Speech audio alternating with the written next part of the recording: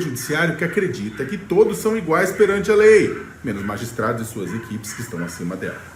De acordo com reportagem de Matheus Teixeira, do jornal Folha de São Paulo, o Supremo Tribunal Federal afirmou à Fiocruz que seu pedido de reserva tinha os objetivos de, primeiro, imunizar os seus funcionários, membros e tudo, e depois, aspas, contribuir com o país neste momento tão crítico da nossa história, fecha aspas. Basicamente, o Supremo Tribunal Federal defendeu que, ao imunizar por conta própria seus servidores, liberaria a estrutura pública para o restante da população. Olha que bonzinho.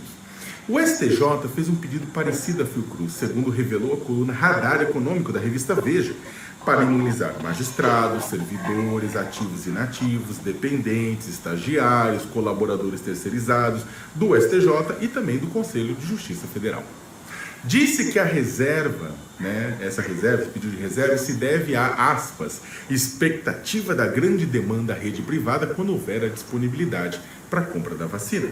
Questionados pela imprensa, tanto o STF quanto o STJ afirmaram que não pretendem obter prioridade e preferência em relação ao restante da sociedade. O uso dessas duas palavras, gente, não é aleatório. Membros do Ministério, não sei se vocês lembram, no começo do mês, membros do Ministério Público de São Paulo haviam pedido prioridade para a vacinação, como foi revelado pelo jornal Brasil de Fato, e levaram uma saraivada de críticas de uma população indignada com fura-filas.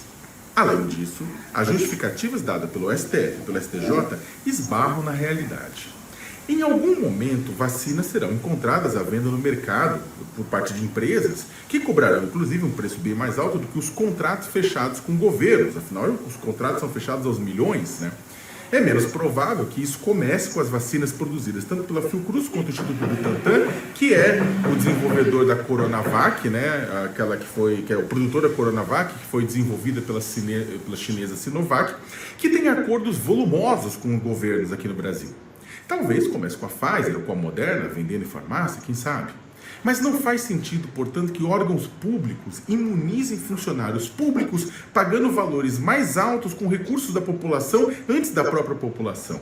Além disso, os servidores dessas instituições que tiverem mais de 60 anos, contarem com doenças que os tornem mais vulneráveis ao coronavírus e forem profissionais de saúde, serão vacinados junto com os grupos prioritários elencados nas primeiras fases do Plano Nacional de Vacinação contra a Covid-19. Podem ser vacinados como todos os outros. Os demais, é claro, que não são mais idosos, que não estão em grupo de risco, nada disso, terão que, em tese, esperar junto com o restante da população. O que os tribunais desejam com a reserva de vacina? Receber a cota relativa ao total de seus servidores sob a promessa de ir aplicando aos poucos? Ir buscar na porta da Fiocruz um novo lote relativo ao número de servidores que fazem parte de uma nova fase de vacinação, fase após fase? Não é apenas pouco prático, mas bem um absurdo. O que aconteceria se empresas, organizações sociais, times de futebol, clubes de tiro, igrejas, centros espíritas, terreiros, coletivos de canastra e de truco, sindicatos de motofrentistas e grupos de escoteiros passassem a fazer a mesma requisição à Fiocruz, assumindo a própria vacinação? Deixa comigo, eu vacino, me dá aqui antes. Se todos somos iguais perante a lei, não haveria por que privá-los disso, concorda? Vamos todo mundo reservar seu lote de vacina. Os pedidos do STF, do STJ e de membros do MP São Paulo são apenas uma pequena amostra do que deve ocorrer nos próximos meses quando a vacinação começar.